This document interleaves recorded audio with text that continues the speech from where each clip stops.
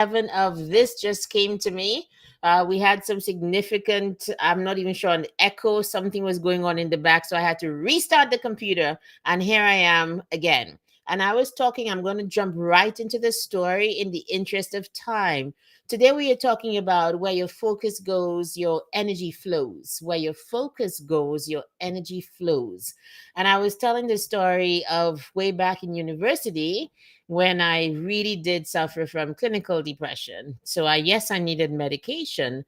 One of the things, however, that also worked for me was to really carpe diem, seize the day. And the way that with my mom in particular, my mother taught me to do that. She'd call me the first thing in the morning and she would be just repeating all of these confessions with me, that this is the day the Lord has made. I still say it a lot. If you listen to, the things that I do and how I show up, it's to seize the day, that before anything happens and before the cares of the world crowd in, what you should be doing is taking charge of the day, of telling your thoughts where to go, because that is what focus is. I remember, like, I still have to fight it sometimes, not nearly with any kind of bone deep kind of sadness like I used to have, because I'm pretty joyful now. Thank God, the joy of the Lord is my strength. However, just because of life and having to carry so much, so sometimes I wake up, and if I don't take the time to seize the day that way and tell my thoughts where to go, everything that rushes in is basically negative. Why is it we don't wake up like, oh my goodness, it's a beautiful day? Why is it we get up like default mode with, I have to do this, oh my gosh, this is not done, I didn't quite get to do this yesterday, like, what am I doing? How am I going to get all of these things done? Oh my goodness, that deadline is upon me. I promised this person to do that. Oh my goodness, I'm not ready for this meeting. All of the things. And if you're like me, then that's how life might be for you. And the way that I'm proposing that we look at things right now is to recognize indeed that where you put your focus is where your energy is going to flow. There are so many examples of it, just in life and in business. I think even with our kids, with our relationships, all of the things. Let's say, for example, you your business might not be going as you want it to be going. And one of the things I teach entrepreneurs to do is to look at that business differently. If I get into scarcity mode, nothing is working, no clients are coming, I'm doing everything wrong, this is not working, oh my goodness, people don't want what I have to offer. If I keep my thoughts there, I am going to produce the kind of results that my thoughts have been thinking about. If I stay there and I dwell on nothing is working, then nothing is going to work. And it's not a matter of where you are now. Your thoughts actually propel you into the future. They pull your future to you. One of the concepts that I teach my entrepreneurs, my speakers, people who are especially coming from the whole office kind of realm and the office setting, and are wanting to break into entrepreneurship, I say to them, this is one way to look at business. You have to look at it as if, you know what, there are people who are going to come. There are people who are going to come. There are people lined up outside my door. They're waiting to be let into my business. And so I have to show up tomorrow. I've got to keep on doing the things. If I don't open those doors, they're not going to know that my business is open. So even if I don't see them right now, I've got to believe that there's a line of people who are outside my door. That's it. Believe that there's a line of people who are outside your door and see what happens. So when you really think about it, let's say right now, today, maybe your business is not doing as well as you wanted to.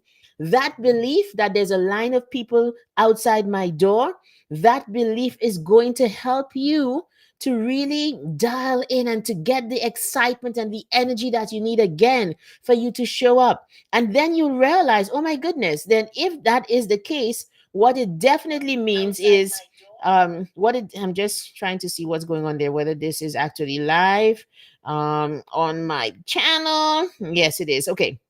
It's live now. So here's the thing: if you actually believe that, then you are going to drum up the energy that you need for you to really start to push and to show up with the energy and excitement. Where your focus goes, your energy flows.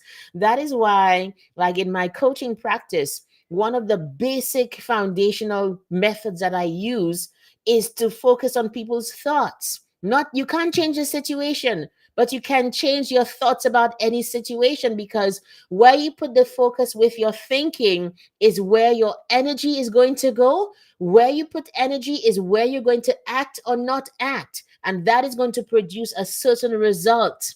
That's how life works. So let's say, for example, you were laid off from a job.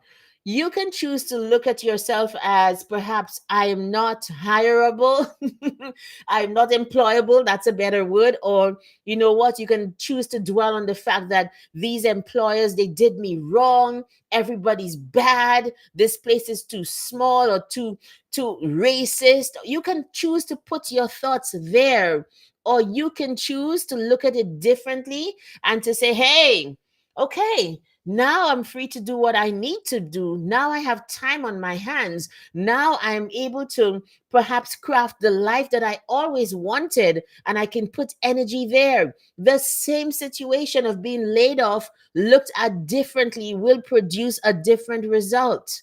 But many times we don't stop to question what our thoughts are. How many times do we look at our thoughts as necessary neighbors, necessary intruders, and people who we have to invite into the living room of our mind? No, you get to check them in at the door. You get to check in your thoughts at the door and to say, I'm going to let you in or I'm not going to let you in. Not every thought that comes into your mind, not every thought that you think, you should have the privilege of entering in and making its home in your mind and dictating how you feel, which then determines how you act, which then determines the kinds of results that you get. And think about your week. What did you do this week? Were you going about saying, I'm tired? Oh my goodness, I'm tired. I don't know what to do. I'm not even sure why I'm doing this. Like, were you that kind of person this week? And if you were, can I ask you to examine the results that you got from letting the focus be on how fatigued you were, or how things were not going well? If that was your focus, most likely you didn't have quite a good week. Most likely, even if you did, you might have done it with a certain amount of resentment and just weariness, because that is where you put your focus. But what if you're like, you know what? It's a great week. Oh my goodness, I'm tired, but I'm still going to show up. You know what? I'm happy to be alive. I'm happy to be I'm working. I'm happy that I have children who bother me. I'm happy I even have a spouse. Oh my goodness. The minute you begin to focus on what is going well in your life is the minute you begin to feel differently. Somebody tell me that's not the truth. And when you feel differently, why is it?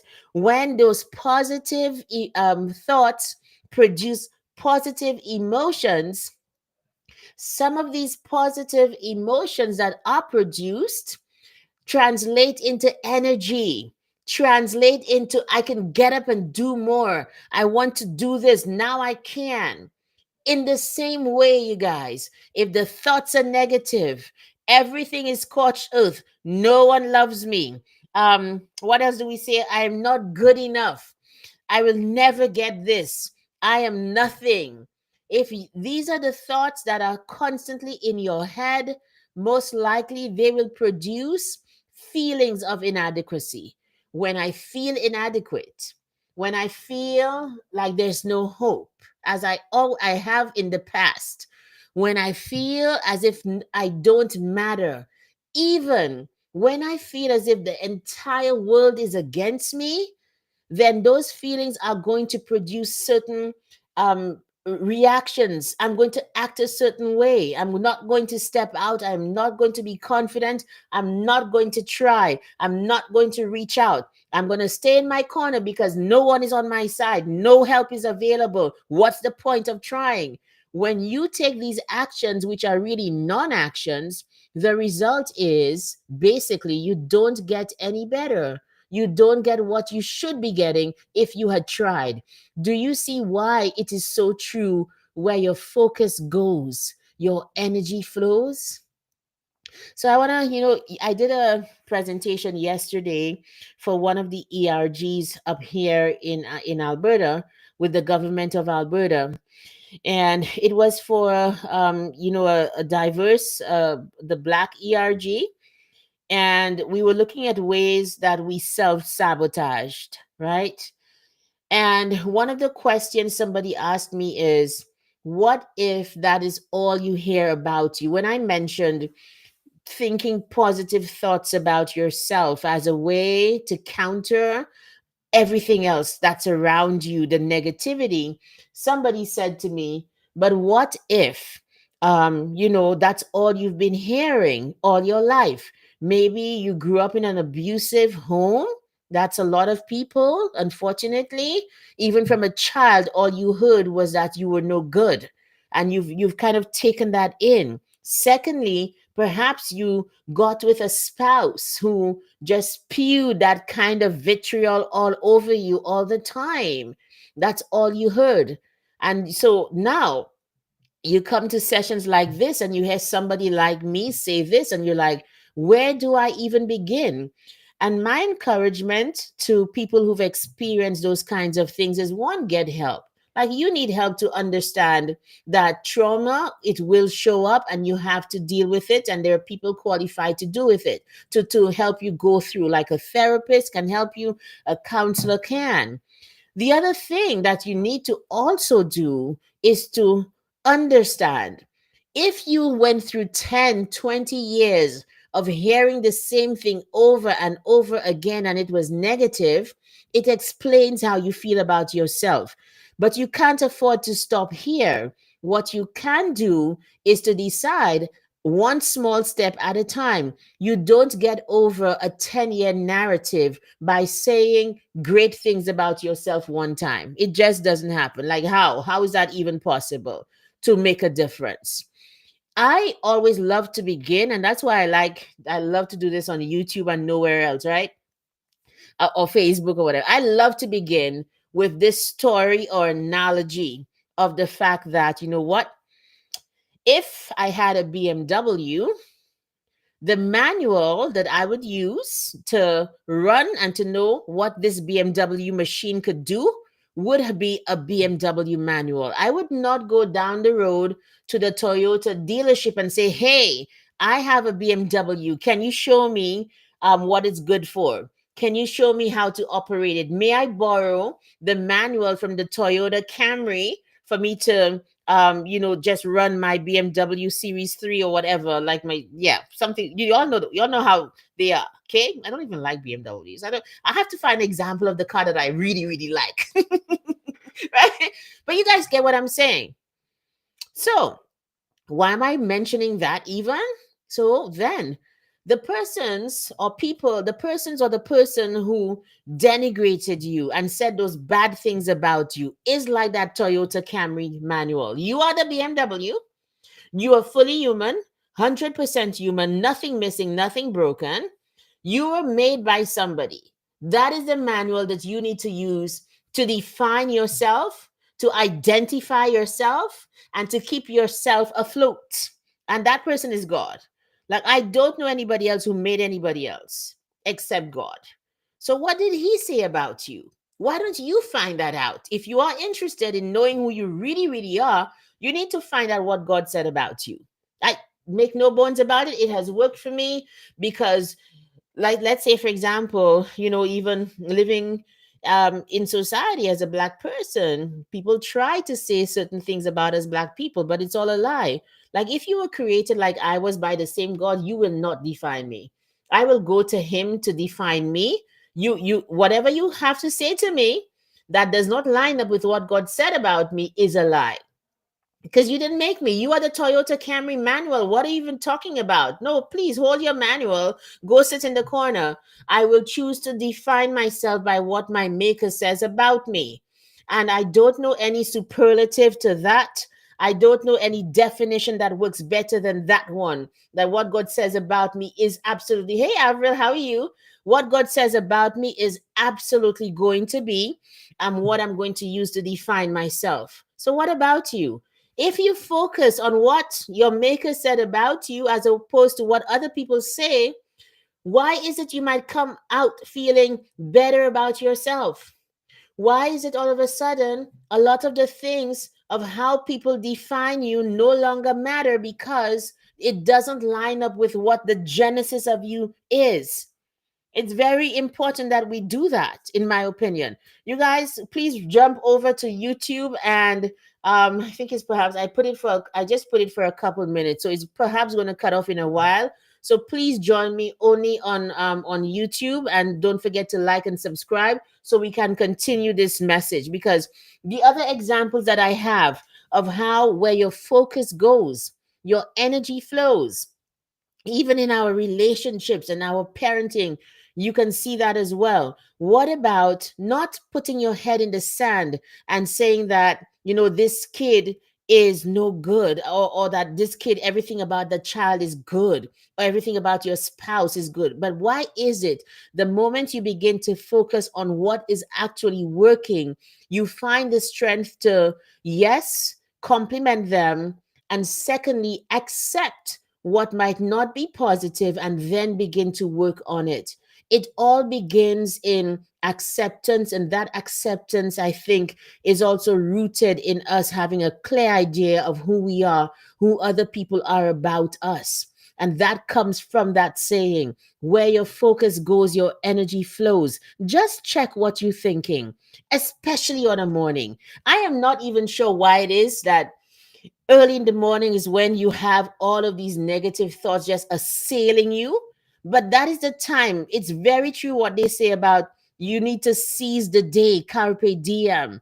If you start very early and you track your thoughts all throughout the day, you'll recognize when it is you're dipping in energy and dipping in motivation. It's not just the physical. Many times it's about what we are thinking at a certain time. Let's talk now about the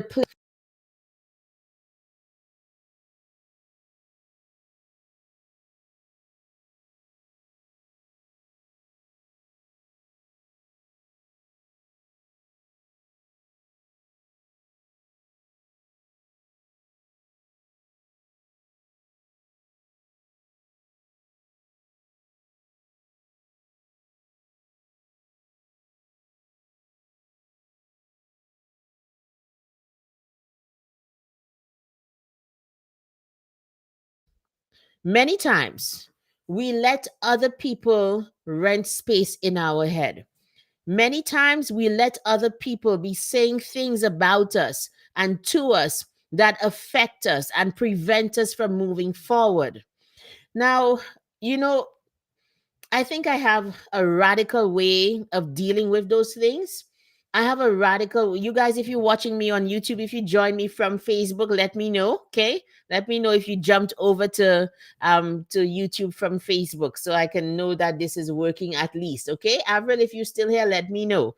Many times, if you check your thoughts, like last week, I had a good example of this, and I had to really just shut down a lot of chatter.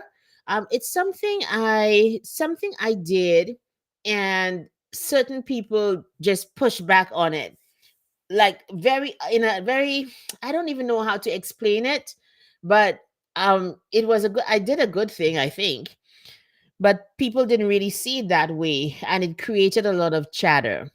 And if I wasn't very like on point about who I was and why I did it, I would have entertained the chatter. But I think over the years, what the one thing that I've been good at is shutting out the noise, because I know where I'm heading. Because sometimes your focus is distracted because there's so much noise around you. So many people are telling you so many different things. And yes, I know for those of us who are believers, the Bible does say that in the multitude of counsel that you can build a house, that you can get your plans kind of vetted. At the same time, we have to be very mindful of when the multitude of counsel is actually to our detriment, that people are coming with their own fears, their own hang-ups, their own just wanting to know what's going on in your life. Have you found that, you guys? Some people just want to know what's going on in your life. Some people just want to know your business. And you kind of have to guard against the gossip and against people speaking things in your life that are just projections of their own fears and their own hang-ups. You have to be careful about that. So I'm pretty tunnel vision when I'm going after something, just in all sorts of ways. If I say I'm going to do it, I'll see God. I will get counsel from people who I trust. And then I just won't care. I will roll it out. I will do what I have to do and learn my lessons, because I find many times some people just want to talk. People just want to gossip and gather over some juicy morsel to talk about people, and I'm just not on that. Like, that's just not my jam. If somebody wants to do that, I just know that person's not my person. So what about you? Like, where are your thoughts? Where are your thoughts going? What are you thinking about yourself right this minute while you are listening to me? And if you listen to this in the replay, please type replay so I'll know, have an idea of when people are listening to this, right? What are your thoughts saying to you right now? You have to look at your thoughts as guests in the main house, which is your mind. When a thought comes, you have a responsibility to accept it or not accept it. Many of us just figure that our mind is a thoroughfare. Any thought comes in, any thought goes out. No, your mind is like the gateway, and you get to decide which thoughts you keep and which ones you absolutely reject. But many of us are not trained. Like, I have seen people with untrained minds. An untrained mind just lets itself go wherever it wants to go. Wherever the mind wants, it's like a toddler. Have you ever followed a toddler around? The toddler is going to lead you down every aisle into all sorts of chaos, out on the road, come back in, go to sleep, get up, have a bottle, whatever time, no kind of discipline. We have to discipline our minds. And when you are able to do that, you will be able to channel your thoughts. When you are able to think the thoughts that you need and to choose your thoughts, as opposed to just letting the thoughts just come upon you like it's some halo. When you're able to do that, you will get more success. And when I already look back,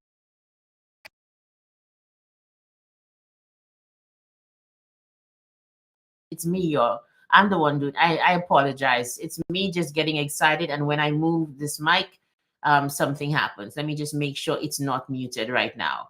Mic check, 1, 2. Can you hear me? Okay. I think we're all good right now. Yes. Okay. So I'm sitting here. I'm not touching anything again. I don't have too much time anyway. Okay. So I'm going to encourage you with that. Where your focus goes, your energy flows.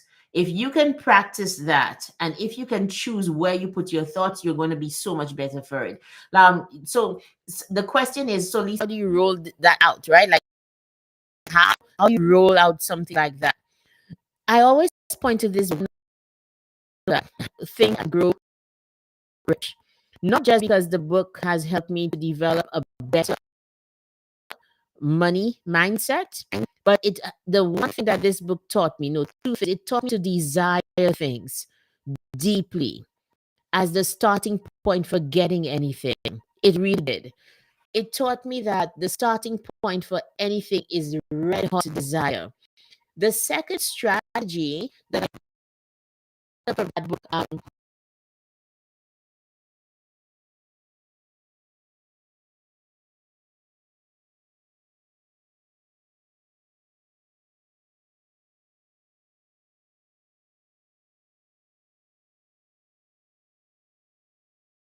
it's not,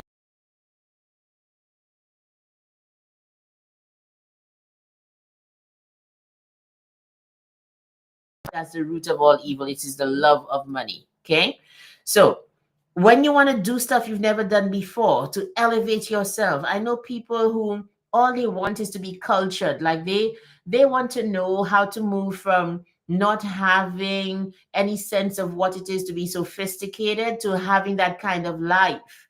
So you're going to watch different movies and follow different people who are living the lifestyle that you want, obviously. Now, identity is way different in terms of how do I become a different person? Let's say I'm a jealous person. God forbid I'm not. I'm not even, I should not even be saying I hate that quality so much, right? But let's say you are that person who's very envious and you want to be a loving person.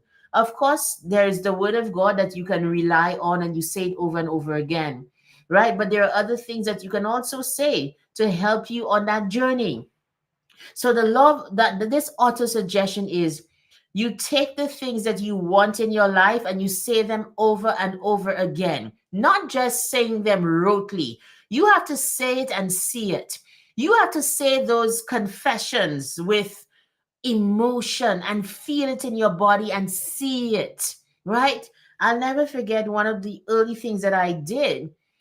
According to what the book, I am a good learner. I just like when I people say this is what you need to do, I'm not going to reinvent the wheel. I'll do exactly what you did because I want exactly what you have. Does that make sense? No, we are being very stupid and very proud.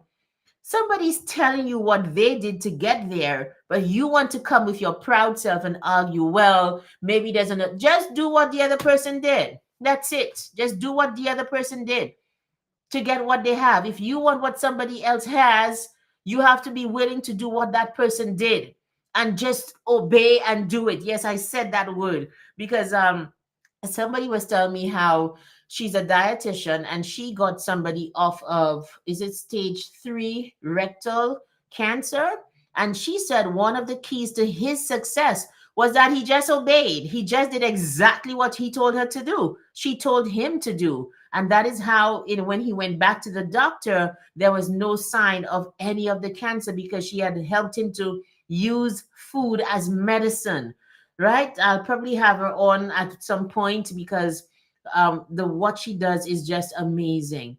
But so I was saying that I am that person. I'm going to just do what, if people have done what they did and they got a certain result and I want it, I'll do. So this guy in what's his name? Dale, it's not geez, Napoleon Hill in Think and Grow Rich. He says do the auto suggestion. Write down exactly how much you want to make, how you're going about getting it, and say those confessions twice a day. So I kid you not, I wrote it out, okay? And I put in my numbers, I put in how I expect to be able to make this. Everybody go get that book, the Think and Grow Rich book. Everybody who I know is wealthy has read that book. It's like a flagship. Like I feel like if there were certain books that we had to put on the moon as foundational, we put the Bible, okay? We put Think and Grow Rich as well, okay? As one of those books that really, really helps because it absolutely does. And so what happened is I've done it. And what I've seen happen is an expanding of my mind to be able to see and accept and figure out what's happening. It's almost like when you say those numbers, when you say the targets and the goals, whatever it is, it maybe it's not money for you, but you're like, I'm so happy and grateful now that I am 150 pounds. The more you say that, is the more it seems like it becomes, your mind becomes like a homing pigeon. Your mind finds the 150 pounds, and that's exactly what it aims for. You might find a trainer. You might find maybe recipes that finally work for you. The right person, dietitian might walk into your life to help you to get to that point where the thing that you keep on confessing, you are heading to it and it's heading to you. That is how auto suggestion works. So again, it's proving the point. This is one very practical way of living out the principle that where your focus goes, your energy flows. Guys, I hope I've made some sense there this afternoon. Let me tell you, this is teaching me tenacity, this 31-day challenge. The last 2 days, I literally missed them because I set the times for the middle of the day and it just got very busy. So you'll have to trust me, and you'll have to um, subscribe to the channel so when I go live, you will be notified. Okay. Tomorrow morning, I'm planning to do it very early. And what are we talking about tomorrow? Oh, we're talking about, right, the law of indirect effort. So today we spoke about where your focus goes, your energy flows. There is also another principle of, if I want wealth, go after service. If I want clients, go after loving people, showing up for them, solving problems. That law of indirect effort. So join me tomorrow, 6 a.m. my time, MST. So that will be 8 a.m. EST. I'll put out the thing as soon as I'm done. Join me early o'clock. You can listen from your bed, okay? And we're going to talk about that law of indirect effort and how it's a great way for you to accomplish whatever you're looking for in life. So I hope this helped you. Thank you for sharing this live, encouraging people to subscribe. I'm hoping to really, start to get my numbers up. I've gotten a couple more subscriptions since I started. So it means it's working, but let's get those numbers out here. It's only going to be on YouTube. So I'm counting on you to like, subscribe, and share this live. And I'll see you on day 8 of